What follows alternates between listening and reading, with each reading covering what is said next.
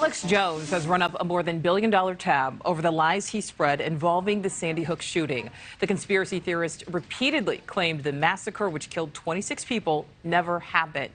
Parents say it caused them years of harassment, including death threats. But it has not stopped Jones. He is now asking his viewers to donate to his legal fund. Joining us live now is attorney and legal analyst Angela Sinadella. Angela, thank you so much for being with us. You know, Jones still fundraising on his podcast. He's telling his supporters that the money they donate will not go to this nearly billion-dollar punishment. But is that a blatant lie?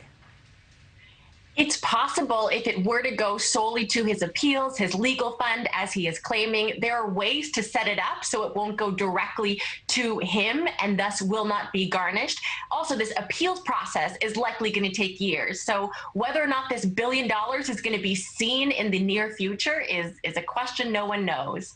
So, Angela, what's the point of this huge sum if he's still able to continue spreading this disinformation, this misinformation, asking supporters for money? Is there a way to truly stop him?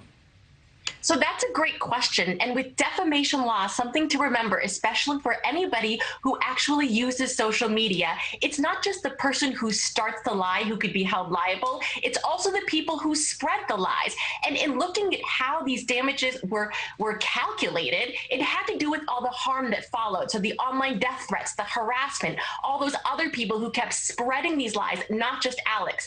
I feel like this massive judgment is going to deter those people from perpetuating the lie. We know it's a lie. Maybe Alex Jones is fine walking around with a $1 billion judgment on his head, but I don't think normal people are. So I do hope the lies will stop.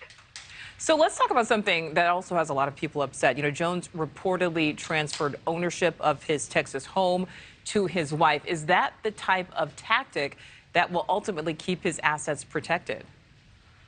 That is illegal. It's called a fraudulent conveyance. But unfortunately, there's a difference between what is illegal and then what is realistically able to happen. So people hide assets every single day, not just in a defamation case, but you see this in nasty divorces all the time. So it's going to be another civil litigation process to make sure that that asset then gets returned and that money. So it's just going to elongate the process. At some point, they can get it, and it's going to require forensic experts and people coming in, but he's just creating headache after headache after headache. He is brilliant at this, unfortunately.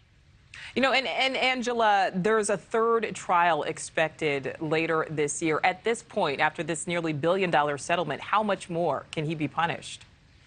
So the money is almost irrelevant at this point. We all know he doesn't have $1 billion to his name, but that's not the only point of these lawsuits. It's also for victims to feel recompensated for their pain. So I believe those victims also have their right to have a chance at whatever he does have. So the thing is, even if he doesn't pay the $1 billion, he's going to have to give up everything he has. He's going to be broke.